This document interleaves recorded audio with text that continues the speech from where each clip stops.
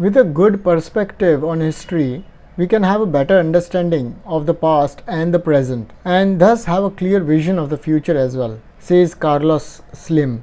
And it's far too easy for investors to lose perspective. Whenever something goes wrong, a lot of people panic and sell their investments. But when looking at the history, the markets recovered from the coronavirus crisis, the 2008 financial crisis, the dot-com crash, and even the Great Depression. So this markets will probably get through whatever comes next as well. Hello and welcome. In today's video, I'm analyzing BEML, incorporated in 1964. It's a government operated company and it commenced its operations in 1965 with a tractor project. It's a wholly owned and operated by India's Ministry of Defence until 1992, when government divested 25% of its holding in the company. It is second largest manufacturer in Asia of earth moving equipment, and it controls 70% of India's market in that sector. The government of India has divested in BEML to the extent of 26% out of the government's shareholding of 54.03%, with the transfer of management control to strategic buyer. So the government wants to get out or reduce its stake overall in this company. Let us look at the shareholding pattern as of September 2020. Promoters, that is government, is holding around 54%, very stable, haven't changed since long. But the FIIs are very less and in fact reducing their stake in the company from almost 4% in June 2019 to 1.96% in September 2020. Whereas DIIs have also reduced their stake from 23% to around 19.26%. So both of these big investors have reduced their stake. The public have increased their stake from 20 to 24%. Generally, whenever the public is more than the FIIs and DIIs, I generally don't like to invest in those kind of companies. I want a good mixture of all the four of them. Let's look at some positives and negative points. Company seems to have reduced its debt. We will check it out later. And it has been paying a healthy dividend payout of approximately 37% from its profits. Company's interest coverage is very low. This also will check. The company has delivered a poor sales growth of 1.5%. So the sales have not been growing over the last 5 years. Tax also seems to be low. All these we need to check. Company has a low ROE of just 3.8% from last 3 years. Again, very poor. Earnings include other income of 50. This will check against the operating profit as to how much that is. Company has a very high debtor days of 182. So it's taking almost 182 days to collect payment from government. Although it's a government company itself, but the government is paying this particular company after almost 180 days. As can be seen from the chart, the blue bar indicates the revenue generated every quarter, and there is so much fluctuation over every quarter, every year. The OPM margin indicated in yellow and NPM margin in green indicate the fluctuation as well in the NPM and OPM margins. Many of these quarters the company has also suffered net loss, and that is because the revenues in those quarters have dropped quite considerably against the expenses. So I don't like to invest in companies where there is so much fluctuation in revenues as well as profits. If you look at the price to earning, currently it is at 41 times its profits, whereas the earnings per share is 17 rupee 36 paise, and the median price earning is around 57.6. So it has always been trading at a high premium, but we need to buy it when it is below 25 times. At least that is what my benchmark is. So I wouldn't give such high premium to this company of 41 times. If you look at the price flow or the price pattern, the blue line indicates the price where it is currently at 727, and above it's both 50 and 200 day simple moving averages of 628 and 632 rupees. So I generally would not want to buy when it goes above its moving averages. I generally like to buy below the moving averages and as per the technical RSI chart. Moving forward, let's look at the core ratios and understand if we want to invest in this company, looking at these few core ratios and then compare it with its peer group company. The current market cap of this company is 3000 crores, price is 728, and quite between its 52-week highest price point and the lowest price of 370 rupees. So from the low it has almost doubled. The current price to earning is 41 times, as we saw earlier, very expensive. The book value is 504 and it's trading to its book value. It's basically trading at a premium to its book value. We'll look at price to book little later on when we do the peer group analysis. Dividend yield is very less of 1%. ROCE 2.3, very low. Even ROE is very low at 2.86. I don't like to invest in companies which don't generate profits on their capital employed and equity as well. The face value is still at 10, not diluted. The price to cash ratio is 28 times. This is also very high. I also want like price to earning, I want price to cash also to be below 25 times. Return on equity has been growing at 60%. This is a good growth rate, but as we saw that ROE itself is very low percentage wise every year. So the growth rate also does not signify that much in this particular case. The earnings per share is 17 rupee on a price of around 730. So that's a very high price to earning premium that we saw 41 times. The price to book value 3 years back was 529, which has not gone up quite significantly. In fact, it has even come down from where it was 3 years back to 504 rupees per share.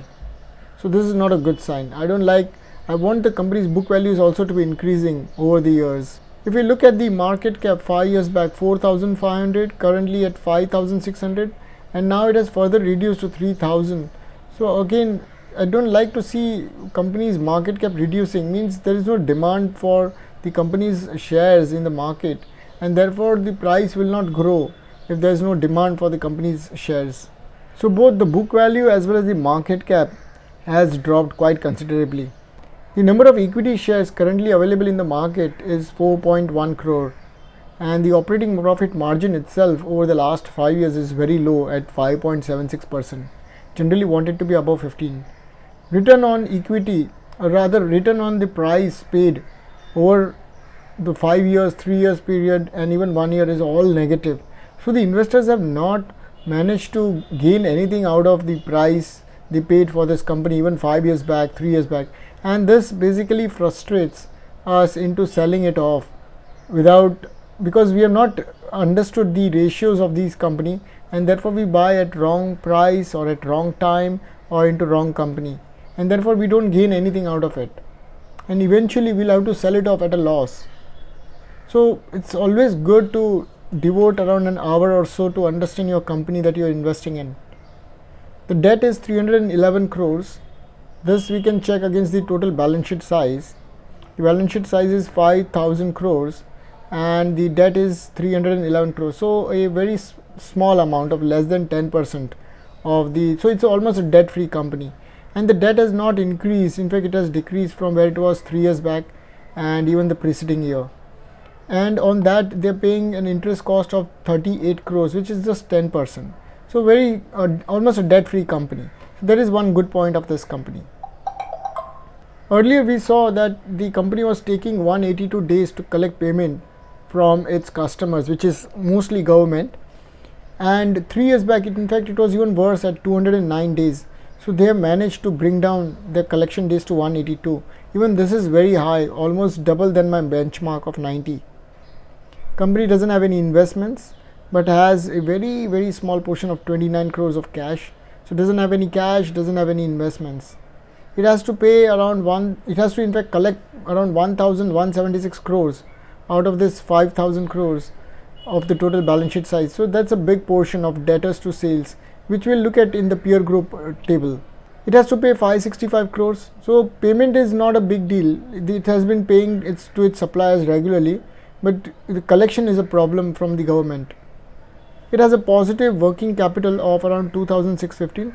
So it can pay off these liabilities that will arise in this year very easily using the assets it owns. Company's assets from 3 years back has not increased at all or insignificantly from 583 crores to just 596 crores. So the company has not invested that much in its capital assets. So there is no growth in this company. The debt is around 4 times, which is very nominal. It's not that high compared to the profit it is earning. Generally should not cross 6 times the profits. Market cap is also very reasonable. So valuation wise it will be reasonable because there are a lot of fundamental issues in the company, at least price wise. So and profitability wise as well as efficiency. So market cap is just 1 times its revenue it is doing every year. The profit after tax of the last 5 years is very less, almost just 10% of its total balance sheet size. Here too we can see that it's not that efficient in generating profits on its balance sheet also, whereas cash, although it has doubled, is again still 10% or rather 15 or 18% of its balance sheet size, which is good in terms of looking at profits and cash flows, but comparing it with the balance sheet it's not that good. So it's not generating cash from its business, and that is why we have to avoid such companies which is not generating profits and cash against the total balance sheet size. Free cash flows is 508 crores. As we earlier saw, the net blocks are not increasing, so therefore the free cash flow would also be significant with the company. Now these values as such are good, but when you compare it with balance sheet it is not. So I would generally avoid going into companies which are not generating profits and cash against the balance sheet size. Having said that, let's compare BEML with Thermax and Hindustan Aeronautics. The current market price of BEML is 727, Thermax at 896 and Hindustan at 829. So all three are trading price wise at least very near to each other. I'm not sure about the face value of Hindustan and Thermax, that needs to be checked. BEML is down 32% from its 1 year highest price. Thermax is which is the nearest to its 52-week high, and Aeronautics is around 41% away from its 52-week high. So Hindustan Aeronautics has fallen the most, and then BEML against these three companies. The results for all of these three companies for quarter is up to date till September, and annually it's up to date till March 2020. Let us look at how the company's sales on a YOY basis have done. BEML seen a drop of 3.4% in its revenue collection September to September. Thermax has seen a 28% fall, whereas Hindustan has seen a 40% gain in its revenues from 3,400 to 4,800. In terms of profits, BEML's profits have in fact come back into positive from a loss of 27 crores in previous September to 17 crores. So we have to ignore this particular growth rate. Thermax profits have also gone up by 71%. So from 25 to 31 crores. Again, this has to be ignored because we have to look at individual values whenever the growth rate is more than 20%. And Hindustan Aeronautics profits have fallen slightly from where less than 0.5%. All these three companies have seen margin pressures from YOY. If we look at the entire year's sale and compare it with the recent 12 months, BEML's sales or revenue has fallen from 3,000 to 2,800 crores. And the profits, if you look again from 2020 to the recent 12 months, that has increased, but on a very small basis compared to the annual sales that it is doing. So the margin is not there for this company. Same for Thermax, where it is doing a sale of, in fact its sales has also dropped in the recent 12 months from 5,700 crores to 4,500, and its profits have also dropped from 209 to 152 crores in the recent 12 months. And not only that, but the margin is also very less on the sales it is doing. I want at least 10% of NPM margin for these companies that I'm investing in. Hindustan Aeronautics is generating around 10% and more NPM margin. We can see it from here against the sales. So the sales have dropped slightly from 21,438 to 21,295, an insignificant fall. And the profit has also dropped from 2,789 to 2,453 in the recent 12 months. So Hindustan seems to have done little better in terms of the annual to TTM comparison. If we compare the profits of 2020 with the cash, almost all of these three companies have generated higher cash except Hindustan, whose cash has come in less than its profit declared, from 2,700 crores of profits to just 1,621 crores in terms of cash received from operating activity. Whereas BEML's cash has almost come in at 105 crores, Thermax at 325 crores. Price earning wise, both BEML and Thermax is very expensive, whereas Hindustan Aeronautics or HAL is available at just 11 times its earnings, which is a good valuation. Even when we compare it with the OCF, price to OCF, BEML and Thermax is again expensive. So I want to buy when the price to OCF is below 25 times, whereas HAL is around 17 times its operating cash flows. So this is a good number, good valuation number. Now if you don't understand any of these ratios, I have made many videos earlier. You can go and check out in the playlist section, English and Hindi both, where these are very long videos of 1.5 hours where I've explained in detail each ratio. So I'm trying to make these videos as short as possible so that many people can go through these companies quickly. As I understand, not many people have that much time to go through the longer videos or even have inclination to watch the entire video. So you can, if you are interested and inclined, you can check out the older videos which are detailed and explain every ratio. Price to book wise, both BEML and HAL are available at a good valuation of 2.5, which is my benchmark again. Thermax is expensive at 3.5. So when it's expensive, you have to understand why the investors in the market are giving it a high premium against its actual share or net worth. Let us look at the profit growth rate. We don't have the growth rate of Hindustan for the last 5 years. For the last 3 years, it has been growing its profits at just 2% and revenues at 6%. So it's still in positives. That is a good sign, but I generally would want to see both profits and sales growing at a 10% compounded rate. Even if it's not there, 5-6% is a good enough compounded rate. Thermax profits have been seeing a degrowth in the recent 3 years compared to 5 years where it's growing at 6%. Profits are also growing at a positive values. BEML profits have been dropping at 9.2% compounded over the last 3 years, but from 5 years back it is going up by 62%. Again, as I mentioned, anytime you see a high growth rate of more than 20%, check out the individual values. This can mislead you.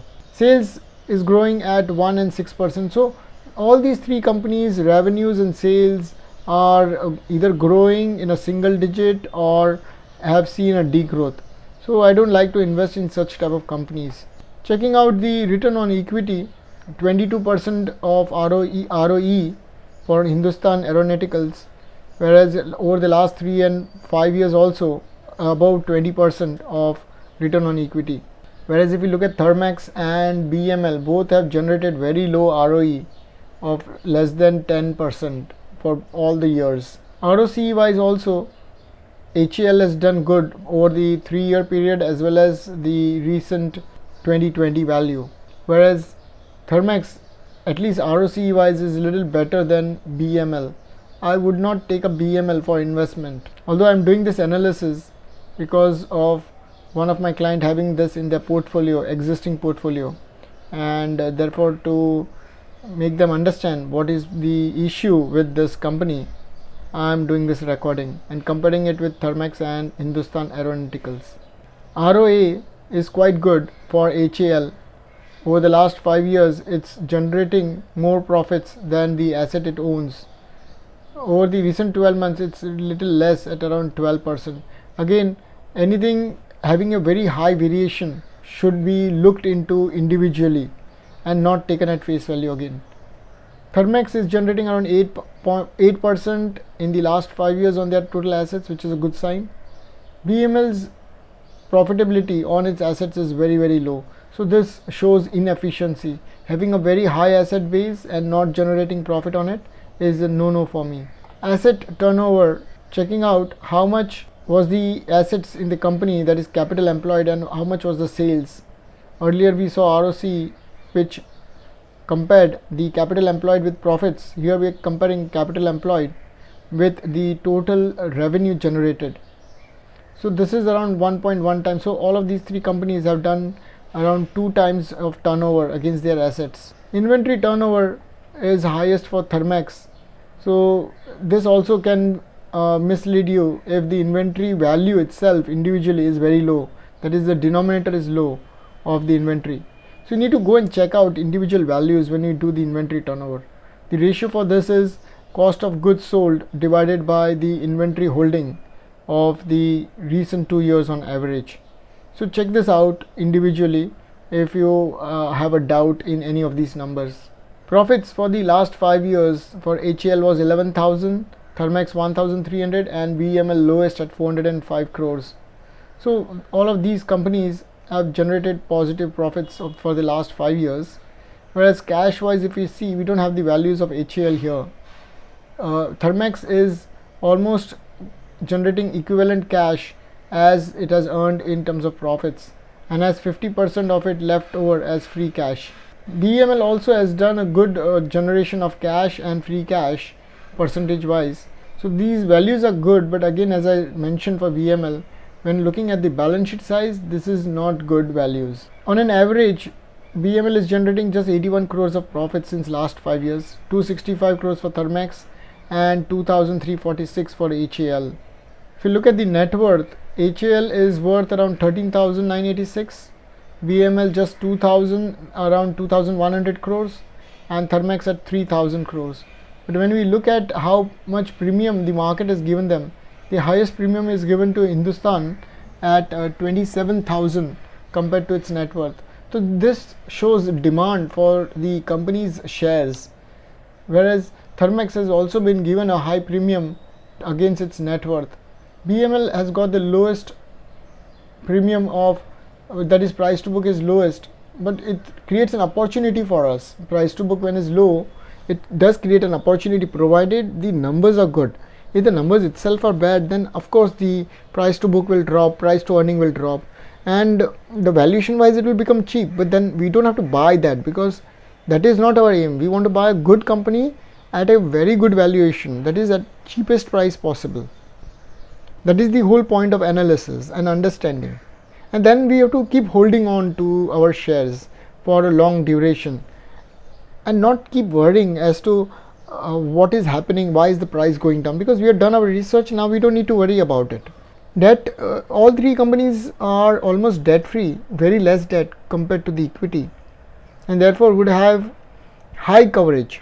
But here we see, even though BEML doesn't have a high debt, it still doesn't have coverage of more than 4 times, and therefore I generally avoid companies which even don't have a coverage, that is their EBIT is not even 4 times its interest cost, that is how much interest they have to pay. So this is not a very good sign for these kind of companies. So I would better move to Thermax or HAL than go for BEML. If you think that my analysis is not correct, or if there is some error in the analysis, or what I'm saying has some error, do let me know in the comment section and I would be glad to correct that. Or if my understanding of a BEML company is wrong, if you can let me know that also. Promoter holding is above 50% for all 3 companies, which is good, and none of the promoters have pledged their shares, so both are good points. The debtors to sales is high for HAL and BEML. I don't like companies where it has to collect more than 30% from the customers against the current year's sales value. So both of these companies is a no for me, HAL and BEML.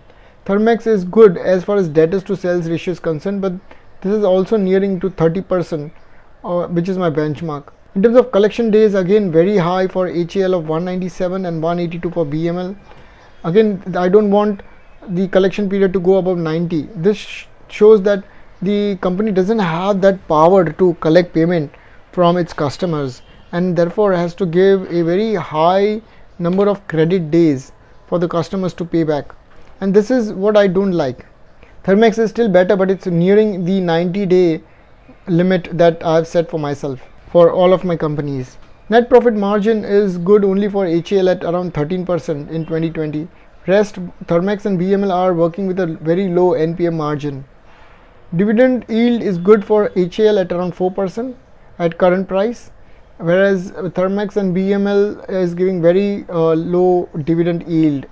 So this concludes my brief analysis of BEML with Thermax and Hindustan Aeronautics. If you enjoyed watching this video, do share with your friends, subscribe. Thank you for watching this video. Have a nice day.